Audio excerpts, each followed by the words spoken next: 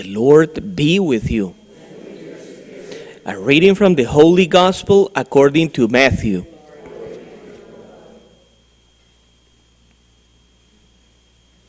Jesus said to his disciples, "Beware of false prophets who come to you in sheep's clothing, but underneath are ravenous wolves.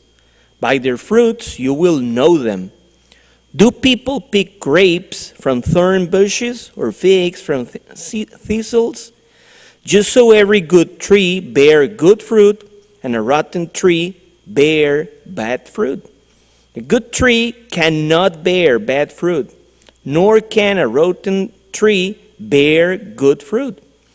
Every tree that does not bear good fruit will be cut down and thrown into the fire. So, by their fruits you will know them." The Gospel of the Lord.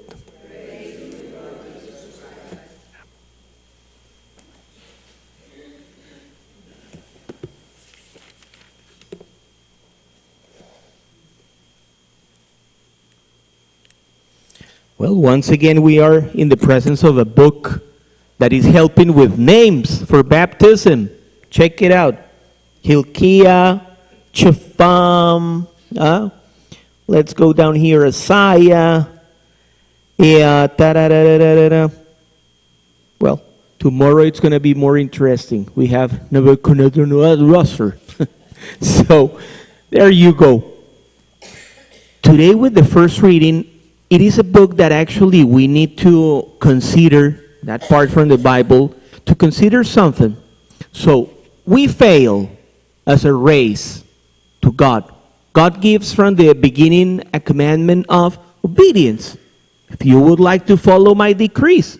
It is even from the Garden of Eden, where he's telling you can have all the fruits, but not the one down the hall, right?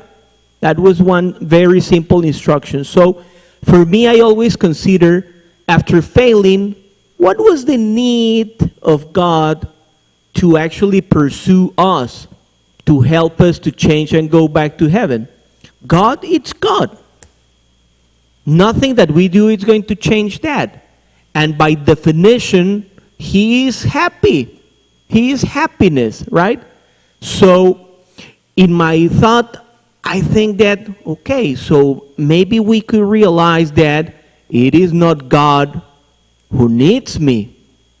It is more like me needing God. So after that discovery, the first reading, it enters to mind. They are in a temple. They are taking all the stuff from the temple, reconstructing the temple, and they discover a book. In that book, they discover the promises and also the statutes that the Lord is telling to the people. So they have something that diminishes the guilt, and it is ignorance. They read the book and, hey, we didn't know that. They take that to the king. The king reads the book, and in that time, every time that something very hard happens, they thorn, right? They open the garments. So he opens the garments in a sign of, that is something very important. Please call the priest and let's see what's going on. Because if this book is true, I think God has the right to be mad. Because there's a lot of things in this book that we are not doing. So they discover a book that God is providing to guide them. The Psalm, it is also entering to something very interesting, and it is telling by phrase, Lord, instruct me in the way of your statutes. So it is my desire to get that instruction. I could compare that then to a family that it's beginning with a new baby. What happens to a house where the baby does whatever he wants? Yeah, because there's no rules, no nothing, do whatever you want.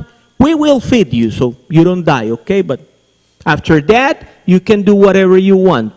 What's going to happen in 1 year? You will have the Miami Zoo in your house, right?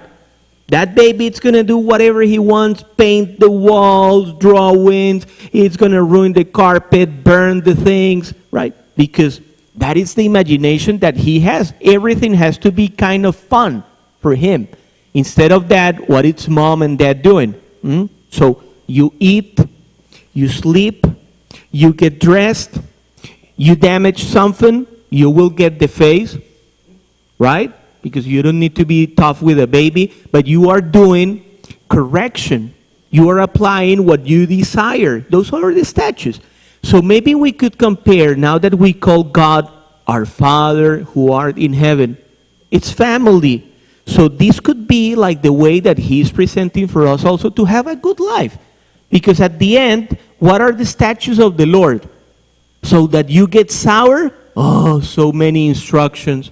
Ooh, so many things. I'm so tired of listening to God and the 10 Commandments and things like that. No, they are not for you to suffer. They are actually helping you not to suffer. It is to have a good life. So when it tells you don't lie, for example, just taking one little example of the guidance of the Lord, don't lie. Lying solves a lot of problems in 2 seconds. But later, by the fruits, the gospel today, you see, you will know them. How do you feel after that?